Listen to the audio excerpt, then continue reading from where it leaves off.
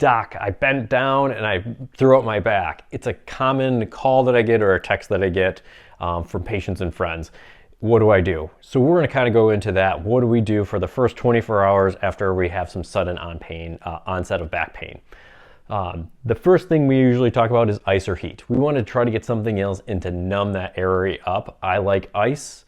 And then as that goes on throughout the day, let's get into some heat. That's going to help with some of the soreness.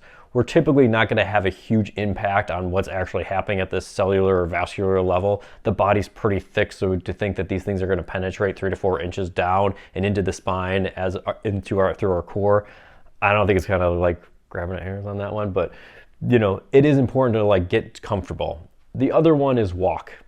People always want to know which position should I do, which stretch could I do.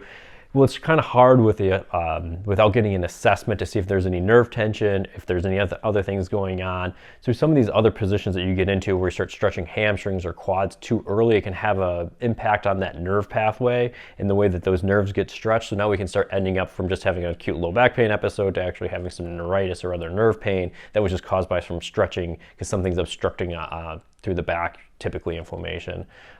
So I usually recommend walking. 10 minutes of walking, try to get out there. Don't push through pain. We always say don't push through pain, no pain. It's not a no pain, no gain. It's a KNOW, so it's no pain. So we want to be able to work with the pain, not push through the pain. And then reasonable. What I always want to get into for this is like when I was going through my primary spine practitioner program at University of Pittsburgh, one of the things that we got into is clinical reasoning in spine pain, so we call it CRISP protocols. And reasonable is an expectation that I like to set up.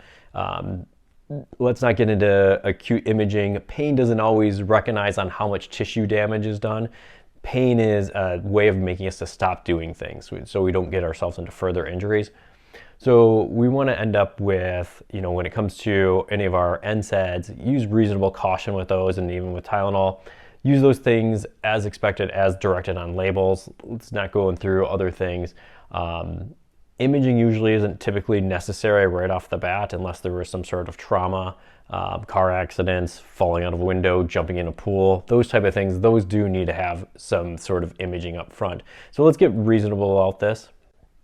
And let's stay positive. One of the things with low back pain, it's so easy to get into, I'm never going to be able to do this, or I'm not going to be able to go on our trip. But as this goes through, these things typically will progress into a positive fashion relatively fast. So if it's going on over 24 hours, that's when typically I say, that's when we start calling our chiropractor. Like that's when I get the phone call as like, after about 24 hours, let's see what this thing is. Usually up front, there's nothing more we can do for it besides the palliative care, which would be the ice, the heat. Sometimes we can do some dry needling, but within that first 24 hours, it's sometimes difficult to like figure out exactly what's going on or even pick the right therapy that's gonna be going on. And then also we can also evaluate to see if there's too much inflammation going on, and that's when we have to work with our medical colleagues, and they can get into anti-inflammatory medications or other things like that.